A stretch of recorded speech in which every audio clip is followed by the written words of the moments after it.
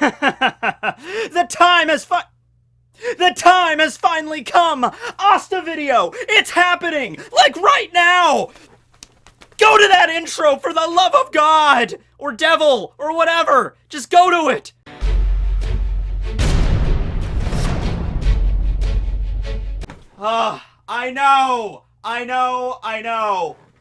I know, it's been a while, okay? But listen, it's been a really hectic past couple of months for me, alright? There was that time I got launched into space to go orbit Neptune. That took a few weeks out of my schedule. What else? Oh, there was also that time where I went back in time 100,000 years to the middle of the Paleolithic era to introduce hentai to Neanderthals. That was an involved process, but it doesn't matter, all of that, because we're here today to talk about the main character of Black Clover, Asta Black Clover. He doesn't have a last name because he's an orphan, which is sad, but doesn't either, so don't feel bad about it, okay? So yeah, okay. One of the reasons why this was as delayed as it was is because, okay, we're not just talking about like a regular character of the story, a member of the Black Bulls. We're talking about the MC of the entire story. Talking about main characters is always an involved process, because it's like when I did it with Luffy with One Piece and I did it with Izuku from My Hero Academia, it's like, man, I gotta sit down and I gotta go through like every single solitary thing that this character has done in their respective series. And I just realized, like, I really don't need to do that. I don't need to go through every single fight that Asta's been in. So just for the sake of, we're gonna get through this, I'm just gonna talk about the character and we'll just take it from there. I'm gonna mention some fights and all that stuff. I'm gonna mention his abilities, all the stuff we did with the other ones, but it's just like, I don't need to make this harder than it needs to be, alright? It is Asta we're talking about here. Okay, so let's start off by talking about his personality and his character. That's a great place to start. Well, I could say this about Asta: I don't hate him. That might not sound like a great way to start off the discussion, but that's important to get out there right now. I don't hate his character. I don't think he's a bad character. However, going back and, reading his dialogue and how he expresses his goals and his ambitions and his relationship with characters and his personality, I don't really see anything all that different from like your standard shonen protagonist. Is that fair? Maybe that's not fair. Comment below on your opinions on this. I would love to hear your opinions on this.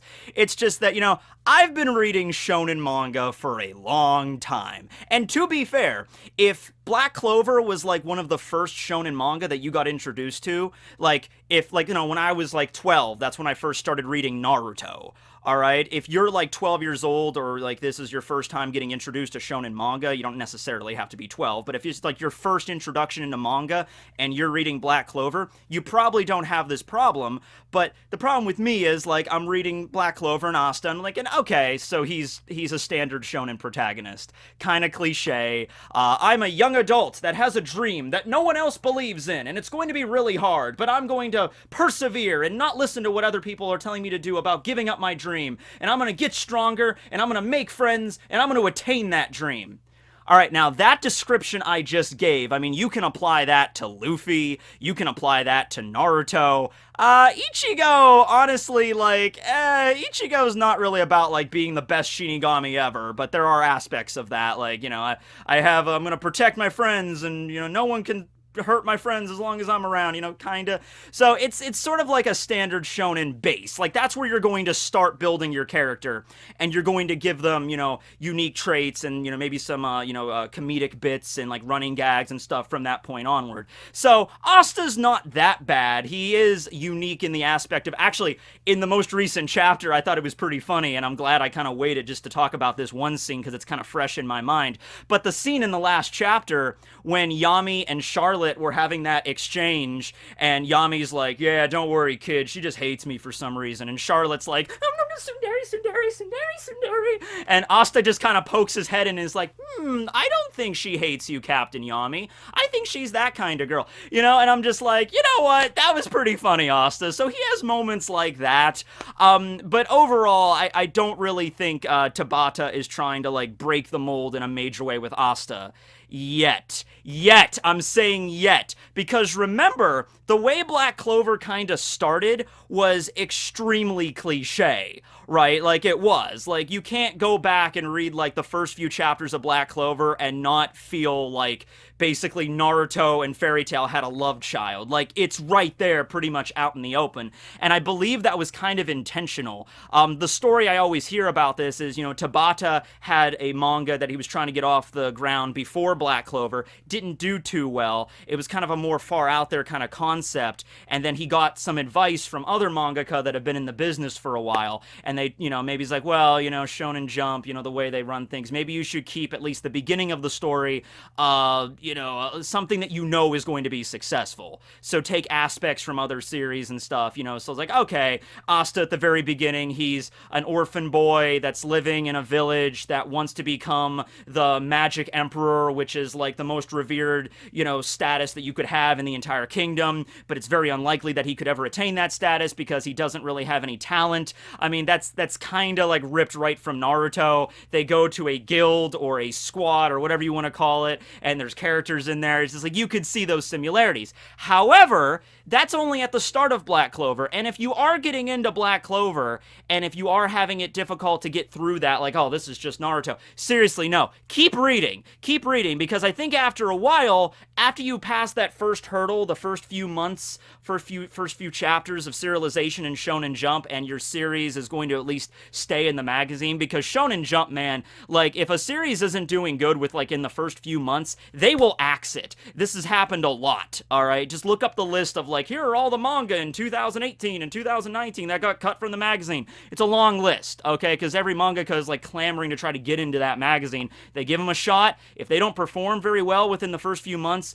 they'll cut them. And then they have no shortage of new manga coming down the pipeline from aspiring artists, right? And storytellers and all that stuff, right? So I think the idea here is like, all right, we'll just do this really kind of cookie cutter story at first, add a little bit of a flair to it, and then after it looks like I can stay in the magazine, I can kind of branch out and kind of like, stretch and kind of do my own sort of thing.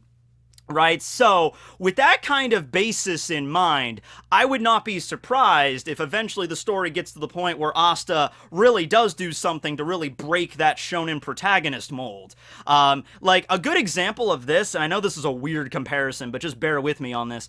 At the beginning of Attack on Titan, I didn't like Eren, like, at all. Like, when I say like, I didn't even find interest in Eren. I thought he was boring as dirt at the very beginning of Attack on Titan. Now, I mean, you could say whatever you want about Eren right now, but, like, boring as dirt, standard cliche protagonist doesn't really apply to Eren where he's at right now in the story, right? So maybe it might be some deal with that with Asta, right? Where, he becomes, like, something greater than we could ever possibly imagine. But from right now in the story, I'm just like, okay, all right, he's an energetic teenager. He wants to become the magic emperor, except he has no magic, so he's got to kind of build up his, what the things that he is good at. He has to really train harder and harder, especially in this world of Black Clover, in the Clover Kingdom, where nobility and royalty are, like, everything. Because the royals and the nobles, they get all the magic, they have all the power, they control all the wealth, and they shove everyone else into, like, the forsaken realms of the kingdom and all that crap. If nothing else, in just terms of symbolism, Asta's the perfect person to knock that down, because he's like, okay, some kid that was born out in the boonies in this forgotten realm that doesn't have any magic whatsoever, no mana, and he has to, like, build up his own power, even the power that he does have, anti-magic, that might seem ridiculously OP at first, and I mean, it kind of is. There are plenty of times in this story where it's like, I have this ultimate binding spell, your magic cannot hope to defeat this, and Asta just walks up and just like, hi. My spell has been broken! What? So it is kind of OP in that regard. But at the end of the day, it doesn't make him invincible or invulnerable, okay, but it is the necessary tool to kind of, like, bring down the status quo of the Clover Kingdom and change it for the better. Like, that's kind of, like, symbolic of what we have here. Also the fact that it's, like, literally a devil that controls this power and, gave it to Asta for reasons that we're not entirely sure of yet. So we'll see where that pans out later. But yeah, so just in terms of like that, but that's talking less about his personality, and that's just more about like what his character represents and his power. All right. Don't confuse like a character having a really interesting power or a really OP power for being like an interesting character. Those two things are kind of separate. All right, like you could have a character in Bleach that has a ridiculously powerful, unique Zanpakuto ability, but their personality could be drab as hell. You know, it doesn't necessarily go hand in hand. So don't confuse the two there. But Asta does have a pretty unique ability in terms of just aesthetic, in terms of drawing the swords and all the different techniques that come with it, like that black divider technique he has or the black hurricane technique he has. Those are really cool to see when he activates his black Asta form and he goes like all like freaking hollow Ichigo, like the power encroaching on him and crap. That's cool to see. But at the end of the day, that doesn't make his personality any more interesting or diverse from other shonen protagonists, okay? That just means he has a really cool ability that looks really neat to read every week, you know? Okay, so anyway, let's talk about, you know what? Actually, let's do that right now. Let's talk about Asta's different swords, okay, that I have back here. Okay, so he's got three. At the beginning of the story, he has the middle one. He's got the Demon Slayer sword, which is just the broad sword that he wields. It comes out of his book. That's pretty neat. That is one aspect about Black Clover I really like. It's kind of a spin on the whole magic shonen genre, where it's just like, okay, how do they use their magic spells? I just like the fact that they have the grimoires, and the grimoires just like float in front of them as they use their spells, and they move wherever the wizard or the witch moves to. I just think that's like just like little things like that add a little bit more flair of uniqueness to it, okay? But anyway, yeah, so Asta attains the 5-leaf grimoire. He receives this. It's this old tattered book, and a devil resides within it. Very rare thing to happen in, you know, the Clover Kingdom or anywhere. The only other time this has happened, apparently, was the whole thing with Patri and his devil. Actually, Asta's devil and his devil actually had a conversation at one point. But aside from that whole incident that occurred in like the elf arc that we just wrapped up, Asta's like, you know, this is a very rare thing to occur. All right, and also especially in the world of Black Clover, where mana and magic is everything, the kid that attains the power of anti-magic, you know, they're not going to look at that with, oh, wow, that's so crazy, you got such a great power. I mean, Julius would do that because Julius is Julius, but other people of the kingdom, and something we really just saw in the most recent chapters with Asta's trial, it's like people are afraid of this. And you know what? I mean, the royalty and the nobility, for the most part, like 95% of them in the Black Clover universe, they're absolute scum. But you can kind of see where they're coming from here, at least from their perspective of like, okay, this is a country founded on like our magic power and we're the nobles and we have all this magic power. And then there's the kid that has this weird demonic aura coming off of him, like literally firing off of him, like this black, like goo just emitting from him. And he has the power to like completely negate magic. So it's like, yeah, it's no surprise that they're going to look at him like he is this devil, this evil entity coming to destroy everything they hold dear. Because that might actually be what happens, right? So you can kind of see that there, right? So he gets that sword, and with that sword alone, he can pretty much negate any sort of magic power that he comes in direct contact with. Now, that doesn't make his entire body immune to magic. So, like we saw this, like in the first few chapters when Magna was giving him that hazing ritual kind of thing, right? Like he throws that fireball at Asta, and Asta even has a moment where he goes to kind of try to cut it, but he realizes he can't cut it because if he does, it'll still hit him and he'll die. So, you know, if a magic attack still hits him, he's still affected by that. But as long as it comes in contact with the sword, if it hits the edge of the sword, the magic gets kind of sliced, whatever kind of magic it is, like just a sword cutting through butter. It could be a really ridiculously, you know, high-spec magical spell. He could still cut it with his sword with seemingly no effort, really. There's also another way to utilize the sword. If you actually like just spin it and just you have like the large like surface area of the blade itself, and if an attack is coming in and hits that broadside of the blade, it'll just get bounced back like a mirror, okay, at the original, the origin point of the magic spell. So, you know, I'm gonna attack you with this magic ball, Asta could just be like, nope, and then just get knocked right back to him, all right? And he kind of figured that out by accident. So it's funny because Asta, in between the time that he found that he had, the magic sword, the Demon Slayer sword, and the time that he takes the exam, it's like 6 months of training he goes through, and he never thought to, like, turn the sword this way. So there's times like that where he doesn't really think things through, and he discovered that kind of by accident. But there's other times that he's actually really clever with how he utilizes the sword. Like the time that they went in to go save all the kids in that mountain cave, and all the kids were kind of under that spell, so they were kind of in a daze, and they were like hypnotized, and they couldn't really move, and they were just like, And so in order to get them out of the cave, Asta just thought, hey, I have an idea in order to break this spell, and he just kind of walks over to all the kids and takes the hilt of the blade and just kind of like, or the guard, and just kind of like taps them on the head with it and just, doop, and it knocked them out of their stupor, of their hypnosis. It canceled out the magic, okay? So things like that. Also, if any magic, I think he got that magic spell on Asta that one time that just didn't let his wounds or his blood like clot, so he was just constantly bleeding and he would eventually bleed out. Asta thought of an idea, is like, oh, why don't I just do this? And he takes his blade and just slices the wound, which does, cut him, but it also cancels out the magic, so he can, the blood can clot at least and the bleeding can stop, okay? So it's every now and then he'll come up with really, clever applications with his sword in the middle of battle, because his sword is pretty much all he has at the beginning. He eventually does learn ki from Yami and all that stuff, and his like black Asta form, and he can mold that black aura into different things, like the black divider, like increasing the actual size of the sword itself, or the black hurricane. He can do stuff like that later, but at the beginning of the story he was just like, okay, I have a sword that can cancel mana, that can negate magic, and I also have a lot of muscle, and he's ripped. Asta is ripped. That's one thing I gotta say about the character. Like, Naruto, and Ichigo, and Luffy, I mean, they're pretty ripped and everything, but Asta, he is not ripped. He's jacked, alright?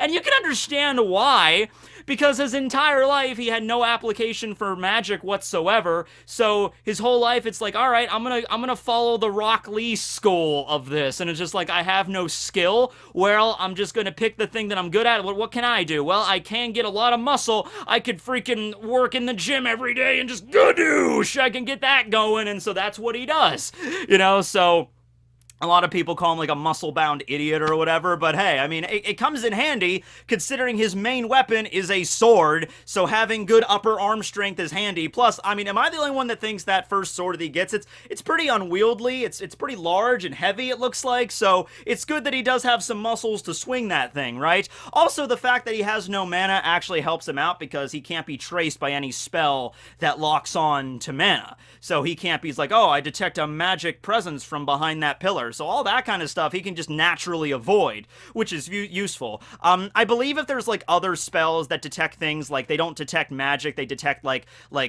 infrared, like they tend to detect body heat, or if they detect like heartbeats or something like that. Like he's not immune to that kind of stuff. But when it comes to just like sensing magic, even if it's like a godly character, even if it's like a character that can like, I can sense all the magic in the land, every citizen in Clover, that kind of stuff, Asta can just avoid and slip through under the radar. So the next sword he gets, the one that's to the left of the center sword there, that's his Demon Dweller sword, and he gets that in a random dungeon on the border of the Diamond Kingdom.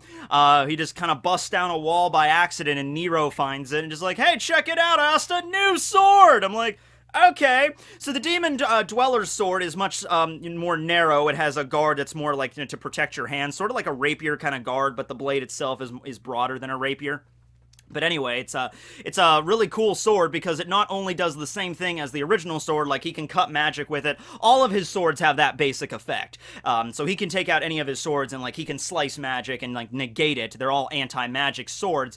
But the bonus with the Demon Dweller sword is that when it cuts magic, it also absorbs it into itself and he can fire it back. So he can like cut Noelle's water magic and then like use like a water jet slice attack later on with it. It's not like an infinite thing. It's not like he slices fire magic and then he could just use fire magic forever. It seems like it really just absorbs the magic, that whatever it cuts, and then he can fire it off, and then in order to keep doing that, though, he has to keep cutting the magic to keep absorbing into it. Also, the sword cannot even be wielded by somebody that has mana of any kind, because the sword actively drains mana from you. That's something else Asta has a natural immunity to. Any sort of technique that, like, drains mana or the energy out of, like, mages, Asta Asta's completely immune to that because he has no magic to absorb. So very handy there. He also has no magic to sense and no magic to seal. So all those techniques don't really do anything to him. He can still be restrained, but like I said, dude is jacked, alright? So you're gonna need a lot of chains to restrain Asta. You know what I mean? Alright, so anyway, that's the Demon Dweller sword, and he uses like a dual wield kind of style there. I wonder if he's ever going to get like an anti-magic shield, or an anti-magic armor, or an anti-magic spear. I mean, we can build things up with this. I mean, you know, he doesn't have all the fancy elemental magics, or time magic, or darkness magic, or anything like that, but, you know, you could still make it, you know, just visually interesting by introducing more and more armor that he could just pull out of that book. It's just like, here's my anti-magic shield, and he uses it to defend against not only himself, but maybe his friends behind him. That'd be pretty cool. I could see Asta taking out like a giant shield, like a tower shield or something, and just laying it down in front of himself, and is like, okay, everybody get behind me, and they all get behind Asta, and like this giant like magical like nuke thing that comes at them and just, you know, manages to avoid that. Anti-magic armor, I don't need to explain to you how awesome that would be, you know, for Asta to get a cool armor upgrade, right? And like black auras like emitting off of it. That'd be pretty neat to see. So yeah, and also this works perfectly because we're going to the Heart and the Spade and the Diamond Kingdoms here. You know, we're having like a traveling arc, so maybe like the swords are for Clover Kingdom, but in other kingdoms there's other kind of anti-magical tchotchkes that Asta could pick up, right? So we'll see where that goes. Actually, yeah, I mean, the Diamond Kingdom, that's where that dungeon was, or like it was on the border, I think, between the Clover and the Diamond Kingdom, right? So it was very near to it. So I'm sure there are dungeons and other places in the world that have anti-magical weapons or armor that Asta could get his hands on, right? So yeah, there's definitely a way to build up his arsenal without using like fancy magic spells, okay? So there's definitely a way we could see that. And then we have the last sword he's got. It's called the Demon Destroyer Sword, I think, in the official translation, but I like the unofficial term, which is Demon Ruin Sword. I think that's cooler, but call it whatever. So this is the sword he gets in the most recent arc. This is his newest blade. Interesting design. Looks a little bit different with, like, the fanned-out edge there and the little ice cream icon, I guess. That's just a lack of my drawing skills, honestly. But no. So this blade has the ability to pretty much negate any sort of magic, regardless of how ancient or powerful or like permeated it is into you, because with reincarnation magic, you know, you're returning the souls of elves into the bodies of like still living mages. Just cutting it with the Demon Destroyer sword isn't good enough to actually negate that, because the magic isn't just like surface level, it's like literally permeating into their souls and changing things around that way. So that's like some top level stuff, and the Demon Ruin sword was able to negate that. So the way I think of it is like anything that has any spell that's cast on anything or anybody that has any sort of magical quality to it, if it's magical in origin, then the Demon Ruin sword can negate it, can negate the effects completely. That's the way I look at it. It might even be able to, like, completely seal off somebody's magic. I mean, the whole properties of this thing haven't really been revealed yet, but if it was able to negate something like reincarnation, it might even be capable of a lot more. But those are the three swords that he's got right now in the story. I hope he gets some new stuff later on, though. So let's talk about his relationships with other characters. So first off, we got to talk about Yuno, the kind of like bromance they have going on there. That moment between Yuno and Asta at the beginning of Black Clover, it really does make me feel like Tabata is giving us hints sometimes, not to their relationship, not like that, but he's giving us hints about the way that the story is going to go. Because like I said, the story starts off kind of cookie cutter, and you get a moment between Asta and Yuno, and you just assume, like, okay, Yuno is going to be, like, his Sasuke. Yuno is going to be the really stoic, emo rival, and he's like, whatever, Asta, you're not strong enough. I'm stronger than you. I'm better than you. You can't hope to stop me. You know, like that kind of stuff.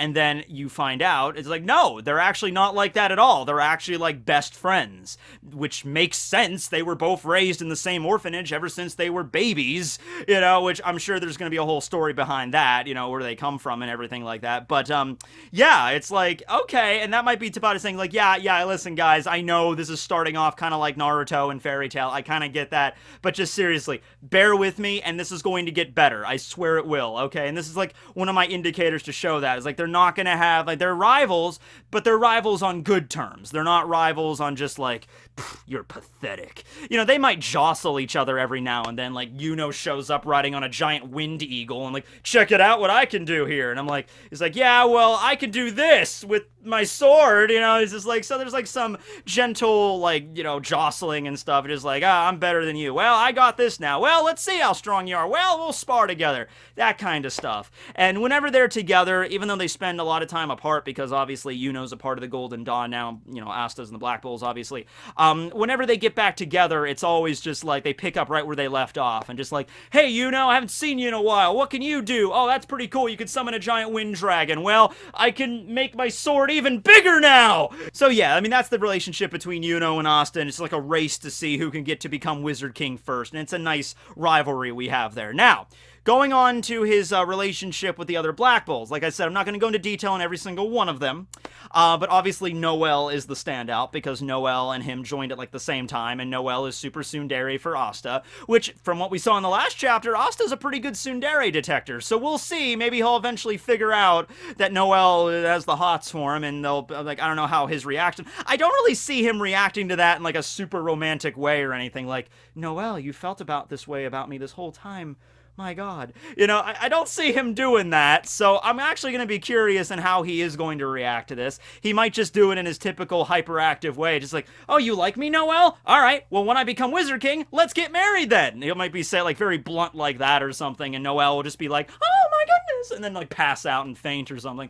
So yeah, but no, you want to know the other reason he became the Wizard King? I mean, the main reason was to protect the orphans in the village, which is nice. I think part of it is also because, he wants to be acknowledged because he didn't ever have really good application for magic or no application for magic. So part of that is like, I want to become the Wizard King to show that, I'm not just some magicless brat. I can actually do this.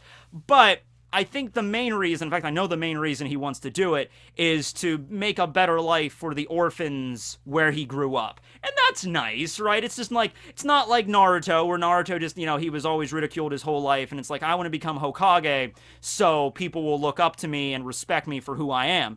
Asta, like I said, I think part of it is that, but the main part of this is, we're living out here in the freaking Forsaken realm. We're living out here in a dirt poor village. We have orphans, it would be nice if they're cared for properly. And so he wants to become the Wizard King so he can change things around for the other orphans, which is a noble cause. Less normal and moral is the secondary reason why he wants to become the Wizard King or the Magic Emperor, and that's because he wants to bang a nun. Seriously. I mean, like, you could go with the more romantic, like, I want to marry the sister, but he wants to bang a nun. Like, let's be straight up here. Like, that's kind of his goal. So, she's married. Okay, I will say this. She's married to God, right? So, this is a shonen manga. All Asta really needs to do is either become a god or slay the current god, and that leaves an opening. I'm just saying. But yeah, that's pretty funny. It's just like, I'm gonna become the Wizard King to make life better for everyone here in the village, so we're not living in this Forsaken realm anymore. Also, sister, I really want to marry you. So, yeah, that actually, like, I have no idea what route that's going to go, or if that was more like a joke at the beginning or what, but we'll see where that goes, I guess, right? Okay. So now let's move on to, like I said, beyond like just going into detail with like every single relationship, I'm trying to think of like other aspects of Asta to focus on here, right? Because if I did, like, this video would be so long if I went through like, okay, this is his relationship with Leopold, this is his relationship with Gray, this is his relationship with Zora, this is his relationship with Yami. Actually, let's tackle that, because that's the other one that's really important, okay? So I think Yami sees a lot of himself in Asta, to the point where Yami is sort of like his stepfather, or foster father, I guess would be more appropriate in Asta's regard, because he's an orphan, right? And Yami's the kind of guy that would never come out and admit that. He's not the kind of sappy guy that would do that. But Yami himself is a foreigner from a very distant land. He just kind of washed ashore there in the Clover Kingdom, and nobody really accepted him except for Julius. And and then you have Asta, who was he was born in the Clover Kingdom, but he was treated very much like an outcast ever since he was born. Just the fact that he was born in the Forsaken Realm, just the fact he was an orphan, that alone is good enough to be just shunned by Clover. But also beyond that, he didn't have any magic, which makes him even more weird. And then also he gets anti-magic, even weirder, right? So I think Yami really sees that in the kid. And, at the Magic Night initiation ceremony, when they're like, okay, raise your hand if you want this kid to be... This kid right here, he has a sword that can do things. So, anybody want him? And nobody else raised their hands. And I think Yami, the reason he gave for that was, he's like, dang, kid, you're pretty funny, actually, and the Black Bulls are already a crazy, motley crew, right? So that's one of, the reasons he gave. He's like, come be with our squad, the Black Bulls. We're kind of crazy, but I think you'll fit right in. But I think Yami, and I don't think this is just for Asta, I think this is for a lot of the members of the Black Bulls. Yami can kind of see that, these guys are all outcasts. And modern society in this kingdom will not accept them, but that doesn't mean they're weak, and that doesn't mean they're, they have no worth. I'm going to be the only person that's really going to see their worth, and I'm going to accept them into my fold. Now, that's not true with everybody in the Black Bulls. Noelle, of course. Well, no, yeah, kind of. Noelle comes from a noble family, but yeah, she is kind of viewed in that sort of way at the beginning of the story, right? Because she doesn't have control over her magic that well. So yeah, I think Yami can kind of see this, and he's just like, you know what? I'm going to extend the same respect that Julius kind of extended to me. And Julius gave me a chance when I got here, and he taught me magic and all that stuff. So I'm going to extend that same arm of gratitude to everybody else that I'm going to see. That's like, hey, you know what? That kid down there, he has a lot of moxie, I guess would be a term. He's he's never giving up. And he has this really weird anti-magic. Who wouldn't want this kid? Do you want this kid with the anti-magic sword to just wander around Clover and maybe become a villain someday? It's I don't. So come over to my squad. We have freaking cookies or whatever, but also we'll just, we'll welcome you with open arms and stuff. We're a little crazy, but you get used to it, and Asta did.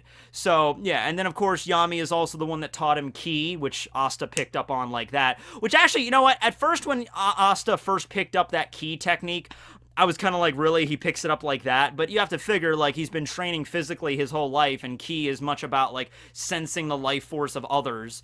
So it makes sense that he would pick up on it as naturally as he did. Same thing with Yami, right? So yeah, he can sense ki, which he can sense, life detection and stuff, so it's better than magic sensing because it doesn't involve, it doesn't matter if they have, large mana or small, he can sense you regardless, and also can sense kind of how they move in battle, how their muscles will, go in and when they're in the middle of a fight. So ki is an extremely useful thing, and he uses this ki later on to better control the devil aura inside of him. Like I said, when it comes to that devil aura, there's a lot of it we still don't understand. His devil only appeared it appears every now and then when he accesses the aura. We'll see an image of the devil over Asta, my power is slowly awakening. But it's not really a moment like Zangetsu or Kurama where they'll go and talk to Asta. The devil appears in front of Asta in his sleep, and he's like, kid, let's have a conversation now. that might very well happen at some point, but that really hasn't gone down yet.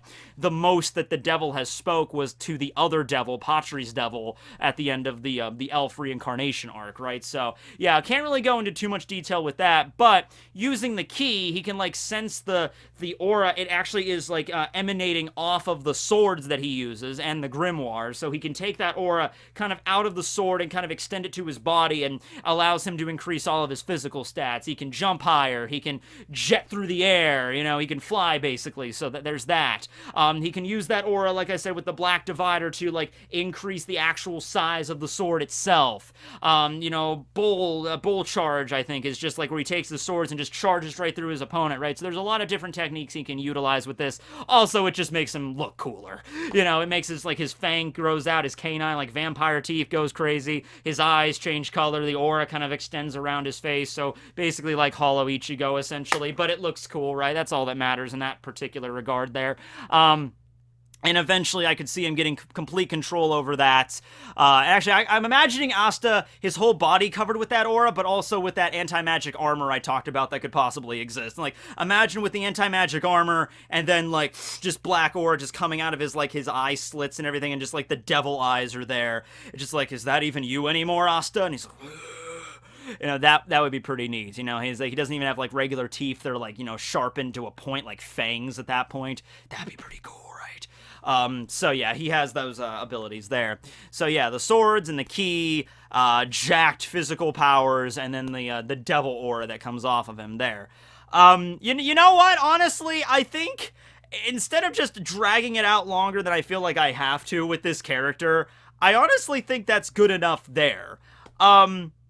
You know, maybe if I take another angle of looking at this, or maybe I'm saying I might do, because I'm not sure. Like with Luffy's video, I couldn't get everything done with Luffy in one video. So I did one video focused on his powers, and then another video focused on, like, his personality and stuff. I might do that with Asta, but honestly, I think I tackled the main points of the character and his abilities and stuff, and where he might possibly be going in the future here. So I think I handled everything that I needed to handle. So yeah, I know this video took a while to get out, and I apologize for that, but it was sort of like a little bit more of a daunting task. So, with that being said, the next video is going to be considerably shorter, because it is on, aside from Henry, who was just introduced in this last arc, it's on the Black Bull that I think has had the least amount of development ever since, you know, they were first introduced at the very beginning of the story, and that is Gordon Agrippa. So, we'll be talking about Gordon next time. I hope you have really powerful speakers, because I'm gonna have to the entire video. So this is Gordon Agrippa's video. Gordon is pretty cool. Which I can kind of relate with, because I mumble a lot. I talk to myself quite a bit. I used to do it in school all the time, because I'm just not really good at thinking thoughts. I have to speak them. So a lot of times I'd be like, I wonder if I'm gonna do this later. Okay, cool. So I can kind of feel that. Also with Izuku, he kind of does the same thing. But yeah, Gordon does that. So we'll be talking about Gordon next time. Yeah, see you then, everybody. Sorry for the wait. Tekking signing out. Hopefully we can get back on track from this point. Hopefully.